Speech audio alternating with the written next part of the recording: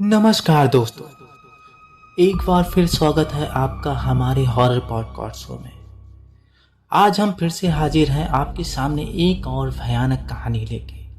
और उससे पहले दीपावली की ढेरों सारी शुभकामनाएं और माँ लक्ष्मी आपके जीवन में ढेर सारी खुशियां और समृद्धि बरकरार रखें और ढेरों भर दें। तो कहानी की शुरुआत करते हैं। कहानी के अंत तक जरूर बने रहिएगा क्योंकि ये कहानी बेहद ही इंटरेस्टिंग होने वाली है। तो अमावस की रात को लोग बहुत ही रहस्यमयी और डरावनी रात भी माना जाता है क्योंकि इस समय चंद्रमा पूर्ण रूप से ढक जाता है और आसमान में घना अंधेरा छा जाता है। गांव में तो भूत प्रेत और आत्माओं का वास माना जाने लगता है इस रात को। और कहते हैं अमावस की रात को सारी नकारात्मक शक्तियां जागृत हो जाती हैं और जो वातावरण होता है वह बहुत भयानक हो जाता है। कुछ लोग का तो ये भी मानना होता है कि इस दिन कई सारे तांत्रिक अपनी विद्या, अपने काले शक्तियों को जागृत करते हैं। तो ये तो कहानी थी अमावस की रात की। और इस रात को एक घटना ऐसी भी घटती है जो हम आज आपको सुनाने वाले हैं। गांव से थोड़ी दूर एक वीरान इलाके में पुराना हवेली नुमा घर था जिसे वर्षों से छोड़ दिया गया था। इस घर को लेकर गांव में कई डरावनी कहानियां प्रचलित थी। लोग कहते थे कि इस घर में कोई भूत बसता है और वहां जाने का मतलब अपनी मौत को बुलावा देना था। जैसे जैसे रात गहराती थी इस घर की भयावहता बढ़ जाती थी। खास कर तो अमावस की रात को तो पूछिए मत। कहते हैं इस रात को उस घर के अंदर से भयानक आवाजें आती थी। चीखों की गूंज, दरवाजों की चरमराहट,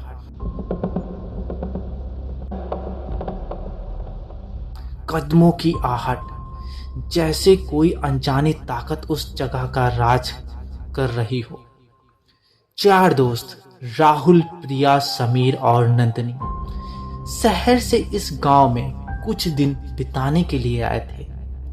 शहर के शोर शराबे से दूर वे यहाँ की शांति का आनंद लेने आए थे। लेकिन गांव में आते ही उनके कानों में इस घर की कहानियां गूंजने लगी। रहस्यमयी और डरावनी कहानियों ने उनकी जिज्ञासा को बढ़ा दिया। वे उस पुराने घर की सच्चाई जानने के लिए बेचैन हो गए। हालांकि गांव के लोग उन्हें बार बार चेतावनी दे रहे थे कि घर के पास जाना खतरनाक हो सकता है, लेकिन उनकी बातों को वो लोग नजरअंदाज कर दिए। और यह सब बातें उनकी जिज्ञासा को और भी बढ़ा देती हैं।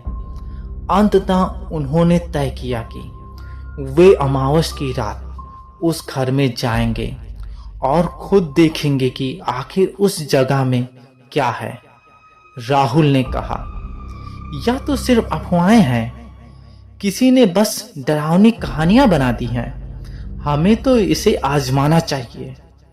उसके दोस्तों ने उसका समर्थन किया। वे मान चुके थे कि यह एक रोमांचकारी अनुभव होगा। अमावस की रात का समय आ गया था। आसमान में चांद कहीं नहीं था और चारों तरफ घना अंधेरा फैला हुआ था। ठंडी हवा के झोंकों से माहौल और भी डरावना हो गया था। वह अपने 4 व्हीलर से हवेली की ओर निकल जाते हैं।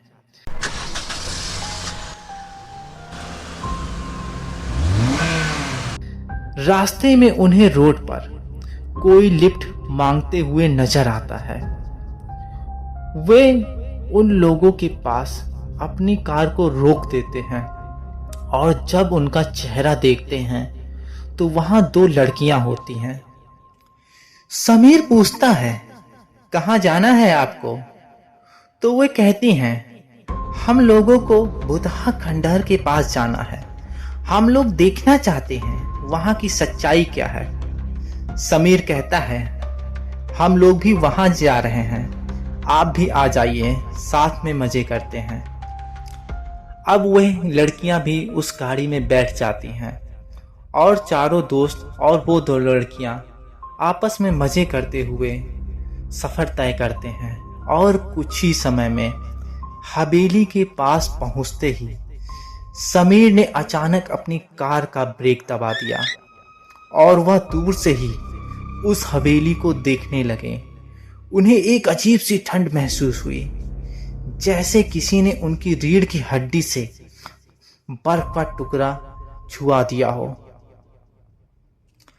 अब वे अपनी गाड़ी को उस खंडहर के पास खड़ा करके उसके अंदर जाने लगते हैं।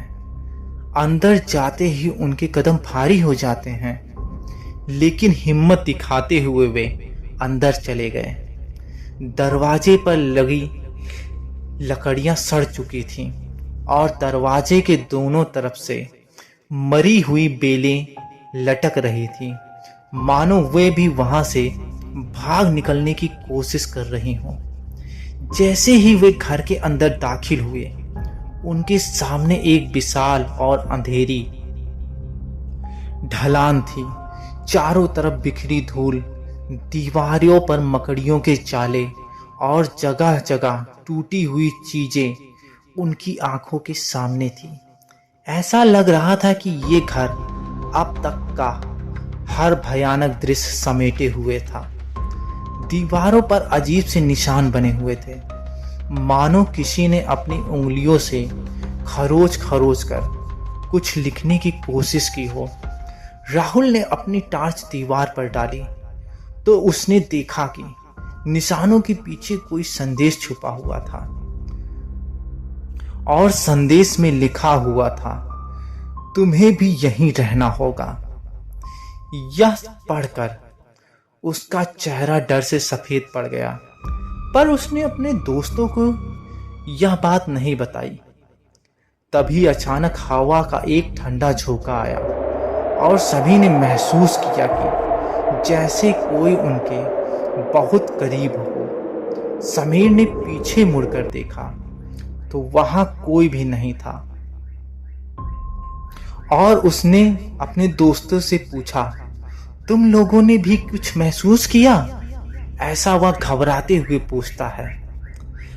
तो दोस्त कहते हैं, हाँ, यह जगह अजीब है, मैं यहां से बाहर निकलना चाहता हूं। प्रिया ने ऐसा कांपते हुए कहा, पर राहुल ने हिम्मत बंधाई, यह हमारा बस वहम है, यहां कुछ भी नहीं है दोस्तों।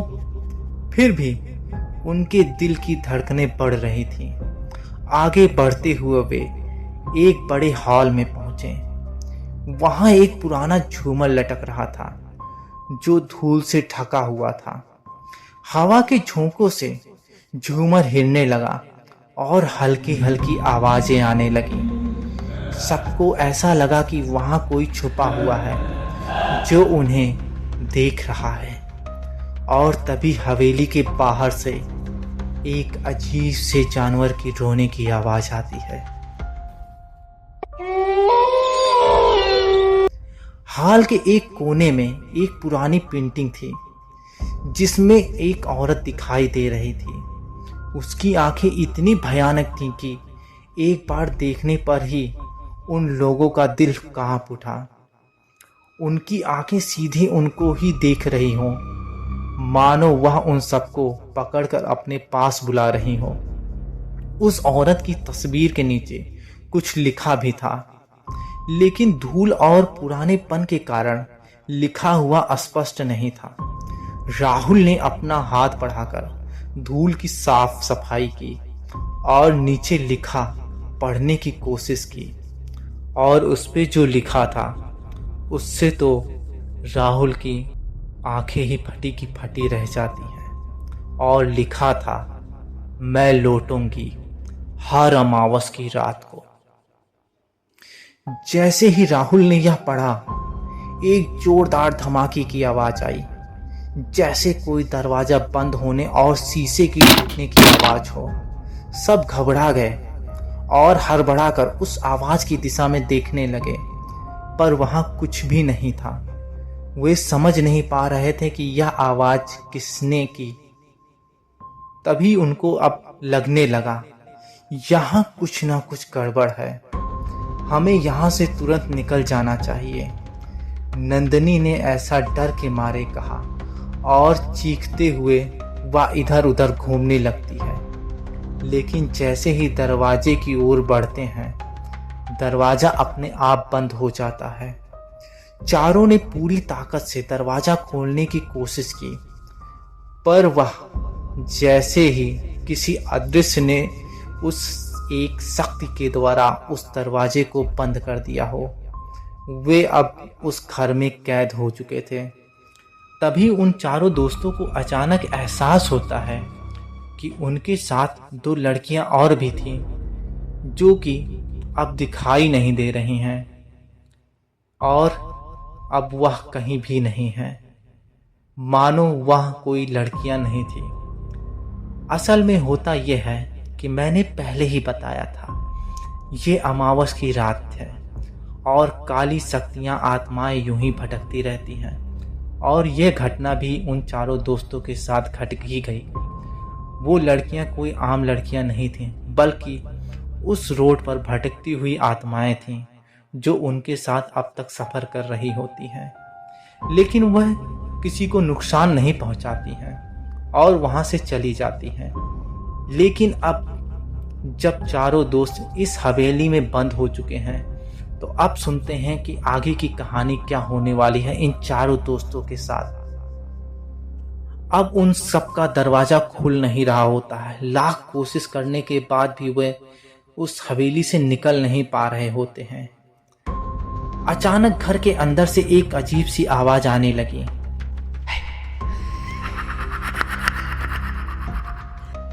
जैसे किसी ने हंसते हुए कहा हो, अब तुम मेरे पास ही रहोगे। यह आवाज को सुनकर सबके रोंगटे खड़े हो जाते हैं। उनकी हिम्मत अब टूटने लगी थी और वे एक दूसरे की तरफ डरे सहमे नजरों से देखने लगे। यहाँ कुछ बहुत गलत है, समीर ने ऐसा कहा। राहुल ने सुझाया कि हमें एक बार घर के भीतर जाकर देखना चाहिए कि कहीं और कोई दरवाजा या खिड़की तो नहीं जिससे हम लोग बाहर निकल सके। वे सब मिलकर एक कमरे में खिड़की की तलाश करने लगते हैं। तभी उन्हें खिड़की के बाहर एक तांत्रिक बैठा हुआ दिखाई देता है और वह तांत्रिक एक हवन कुंड को जलाकर एक नर कपाल को अपने सामने रखकर कुछ अजीब से मंत्रों का उच्चारण बहुत तेजी से कर रहा होता है और उस हवन कुंड से अजीब सी काले काले साए निकल रहे होते हैं और वह सब हवेली की अंदर जा रहे होते हैं। और जब समीर और तांत्रिक की निगाहें एक दूसरे के सामने मिलती हैं, तो वह तांत्रिक एक कुटिल मुस्कान अपने चेहरे पर निकालता है और रहस्यमयी अंदाज में फिर मुस्कुराते हुए फिर से अपनी साधना में लीन हो जाता है, मानो वह साधना इसीलिए कर रहा हो ताकि इन चारों की उस घर में बलि चढ़ाई जा सके। अब उस चीज को देखकर उन चारों दोस्तों की तो मानो अब रूहें कांप रही हों, लेकिन वह चारों अपनी हिम्मत को बांधते हुए अपने कार्य में लग जाते हैं और उस खिड़की को खोलने का प्रयास करने लगते हैं। जैसे जैसे रात गहराती गई, घर की भयानकता बढ़ती गई। हर कोने से किसी अनजान उपस्थिति का एहसास हो रहा था। जब वे सीढ़ियों से ऊपर की मंजिल पर पहुंचे, तो उन्हें महसूस हुआ कि कोई उनके पीछे पीछे चल रहा हो और अजीब सी सांस ले रहा हो। पीछे मुड़कर देखने पर उन्हें एक अंधेरे से साए का झलक दिखाई देता है। वह धीरे धीरे उनके करीब आ रहा था। जैसे ही वह साया उनके करीब आने लगा, चारों दोस्त एक दूसरे के और करीब आ गए।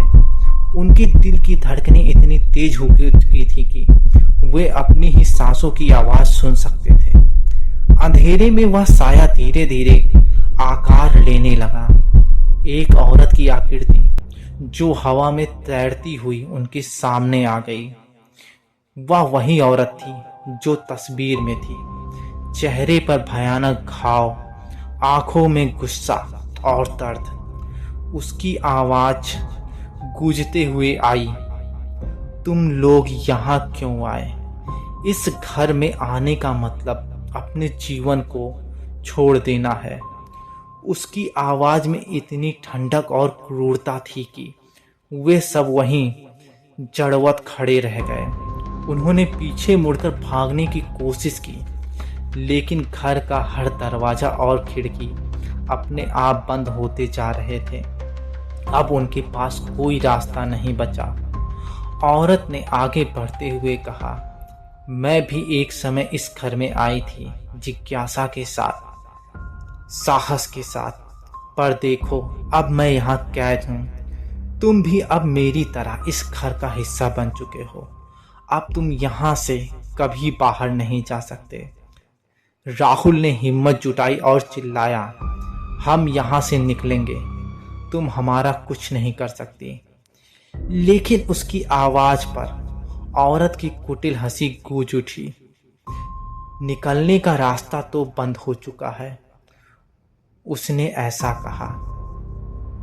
तभी चारों के पैरों के नीचे की जमीन हिलने लगी, फर्श की लकड़ियां टूटकर बिखरने लगी और नीचे एक गहरा अंधकार दिखने लगा।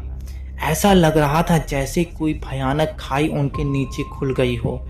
एक एक कर सभी उस खाई में गिरने लगे।